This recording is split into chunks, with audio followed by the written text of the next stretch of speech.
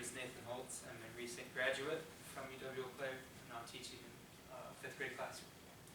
And our presentation is entitled Developing Global Competencies and Global Capacities in Two Teacher Education Programs Through International Collaboration. So we'll get started here. We did this project last summer, summer 2016, in Lima, Peru. And these were the participants in our project. In the University of Wisconsin team, we had Jenna Gassner and Joel Newman also as a part of our team, and they are unable to be here today, but you will be seeing them in video form in a little bit. And then we also worked with a professor and 2 students at the Catholic University in Lima. So the goal of our project, education obviously plays a really big part in global interactions and global understanding.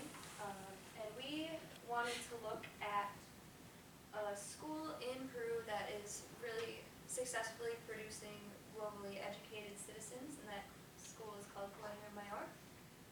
3 aims of the project were to figure out what is significant for students in terms of global learning, what's significant for teachers in terms of global learning, and how can teacher education programs better prepare teacher candidates for this global learning. So what we found were that the students valued 3 things: ingenuity, meaningful practice, and experiencing otherness, which we will be getting into in a little bit. And then we also have our own recommendations for global learning at the higher education level.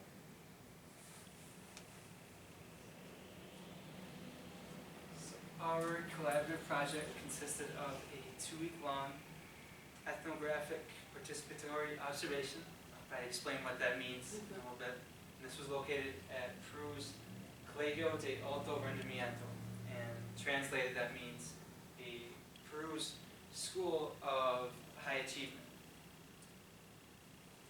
And to give you a little background information on what that school would look like, it was funded by the federal government in 2009, and it brings students from the public schools of Peru to one school. So these are the highest performing students of each respective public school. And this is part of a web of high schools, so we had the opportunity to visit one of these high schools.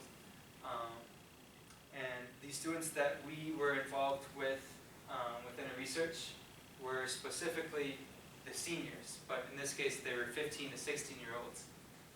They had 3rd, 4th, and 5th grade, so basically like a sophomore, junior, and senior in high school here in Wisconsin. And what we used to do our research was we created, at UW-Eau Claire, we created a narrative prompt for the students to discuss how they are reaching their global capacities and competencies at Colegio Mayor. And we also created a survey related to if they feel whether or not they are attaining global learning skills at their schools. And in order to ensure that we were effectively analyzing their narratives, we used the work of Colette Dote and her book, Narrative Inquiry. So there's 5 different tools we use to analyze the narratives. And then we also took into consideration UW-Eau Claire's mission, which is ensuring that we are fostering in one another creativity, critical insight, empathy, and intellectual courage. So getting into some of the findings of our project. While we were in Peru, we gave a presentation to some of the students and faculty at the Catholic University, and for that presentation, we came up with these 9 general themes listed here. We distilled this even more for our presentation today to the 3 that I mentioned earlier, but the big thing we wanted to present here was that each of these ideas is really interconnected, as shown in that graphic. One leads to another, which leads to another, which kind of contributes to the entire product of global learning. And one of the concepts that we found would be ingenuity. That's what represents how Colegio Mayor is a school which allows students and teachers to have those global capacities or competencies. In the majority of the classrooms we visited, we were able to see students that were always invested in questioning why are we learning this way? Why do we live this way at our school? And this was a unique experience just due to the fact that these students were from different parts of the country. I felt like we were really seeing many different viewpoints and many different forms of thinking, and they're all kind of trying to be meshed into that one school system. And also I found it important and relevant that the teachers at Clayton Mayor were also demonstrating these skills and modeling them for their students. And I found one quote that was quite powerful. It says, "The teachers do not provide the answers, but they help in the development of forms of thinking." And this was from an English teacher at Clayton Mayor. And that quote kind of stuck with me and the others in our group. So next we'll be hearing from our colleague Jenna, who is talking about how the students experience that otherness. One of the key factors that Colegio Mayor uses to establish global competencies in their students is giving the students opportunities to experience otherness through the diversity of the students that go to the school. The students that come to Colegio Mayor come from a diversity of regions within Peru, so when they all come together, they get to share their own cultural experiences. When students come to Colegio Mayor, they don't bring their families with them, so there's a lack of familial support inside the educational institution. This really breaks barriers and forces students to get to know each other and share their cultural experiences, even though they may be different from their own. Therefore, it establishes a new normal for students, where one student that may have a different cultural heritage and another student that may have a different culture begin to explain and share and understand why there is a difference amongst their culture. And students gain empathy for their peers instead of establishing a hierarchy, and they begin to value and respect the diversity amongst their peers rather than fear it. An example of this is while talking to an English teacher.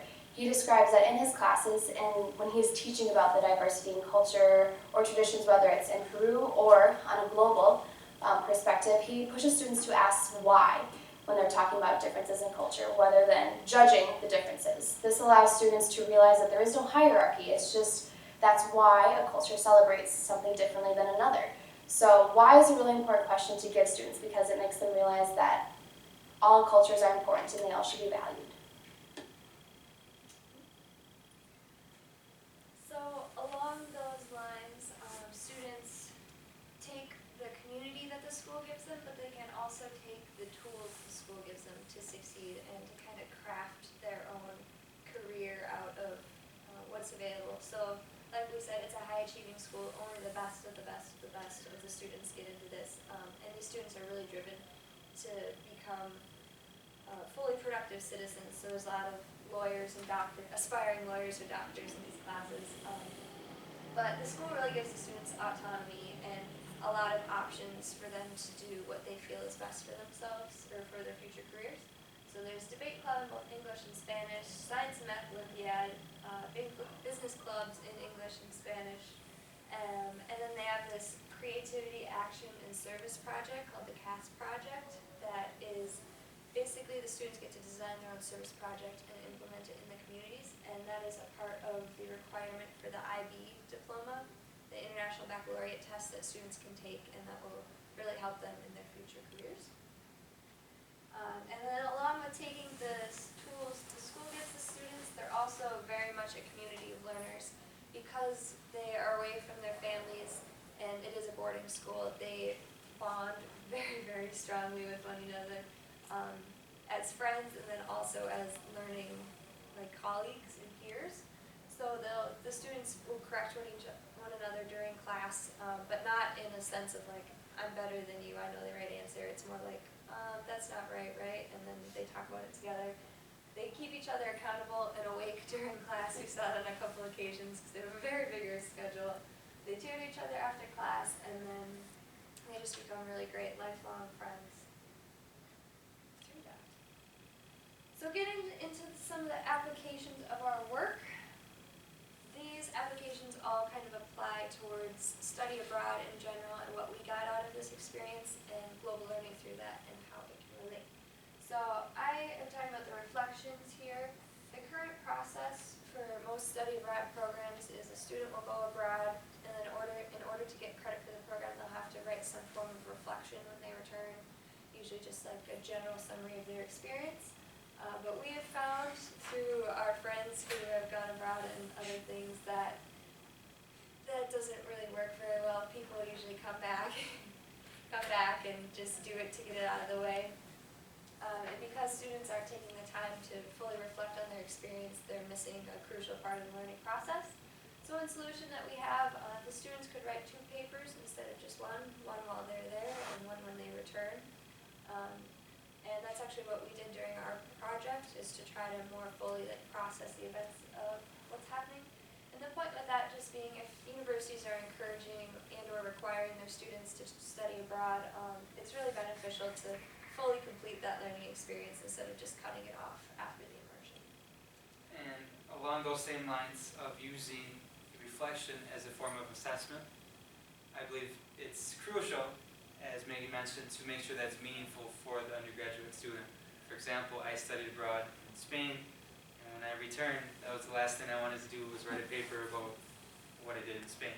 So I think it needs to be something with a stronger emphasis, or we've even brainstormed different ideas, such as writing a narrative, such as the students that played Home did, or creating a lesson plan for teacher education students, having an interview with your professor upon your return, or through other coursework, but you need to make sure that this is specific to the culture that you were in contact with, and you need to make sure that it is an effective assessment of their global learning at this location. So overall, improving and making a more meaningful assessment of global experiences through study abroad programs would allow students to collaborate as institutions to search for a way to better align and measure the goals or outcomes of a global learner or an educator in this case. And next, Jenna will discuss another theme of our reflection, which would concern creating individual connections. After my time in Peru and learning about global competencies, in my opinion, the best way to establish global competencies in students is giving them the opportunity to form individual connections between their personal lives and the culture of study. Therefore, in my opinion, there's not one perfect opportunity or experience that they should give students. You can still utilize a chapter of study, reading an autobiography in class, a field trip, or a true immersion experience, but you have to give students the opportunity to make connections, which typically is related to the idea of reflection, which is another really critical factor when establishing global competencies, because while students are reflecting, they should be able to form a connection, whether it is a connection that demonstrates a similarity or difference between culture, but that connection allows students to want to learn more, and it motivates students to find their own connections to the culture and really make their own discoveries. Therefore, you should really give a lot of students an open field of study for the culture, because if you're only learning about food or about traditions, students may not be able to find their own individual connections. So if you can really broaden the field of study, students will be able to create their individual connections, which will create global competencies. And then lastly, we'll hear from our last colleague, Joel, about his part. Hey, my name is Joel Newman, and I'm a 2016 graduate at UW Eau Claire, currently working as a Fulbright English teaching assistant in Uruguay. Thanks for your interest in our research. Building off what Jenna shared, international connections have a lasting impact. The exchange of knowledge and experiences on a global scale impacts the culture of an institution in a very positive way, benefiting students, schools, and communities. What I observed at Colegio Mayor was a curriculum and environment designed to generate a lasting impact. As the students' perception of normal changes, they learn that the issues in their home communities are also present in other parts of the world. This is global learning. This transfer of new knowledge has a ripple effect as the new knowledge is shared with others. Students at Colegio Mayor develop high levels of empathy and self-efficacy. They self-identify as future leaders seeking to create change and resolve large-scale problems. This attitude is the result of an education rich in global learning. The experience in Peru has had a tremendous impact on my own life. I'm able to offer my own students a glimpse of a world 4,000 miles away, a world where the people really aren't all that different after all. It opens the door for discussion and creates changes in perception.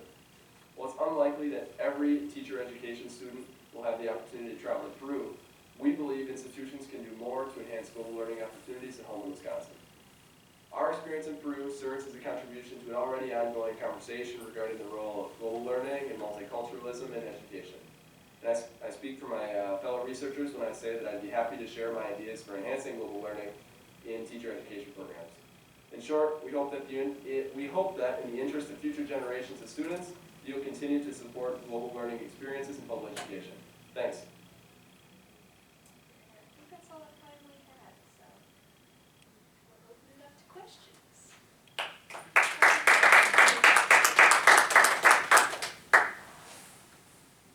Yes. How were you treated by the students there? Were they very inclusive with your time and wanting to kind of learn more and be very engaging, or were they somewhat standoffish with this kind of interaction as you were trying to interview and learn from their culture and their school? Yeah, it was really great, actually. Both the students and the administrators were very welcoming, very open to us coming in and working with them. The students are actually, they had a great time. Super excited. They're very excited. They learn English is heavily emphasized at this school as a part of the International Baccalaureate IB curriculum.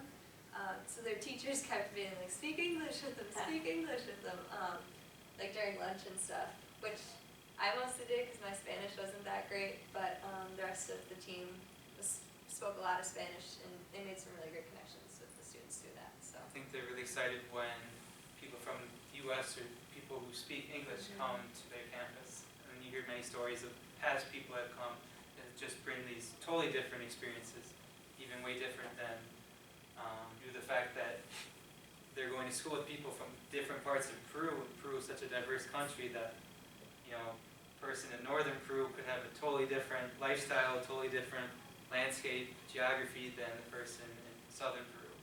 So it was interesting to see that, but then also to see how it was kind of very similar with their experiences with people from other countries.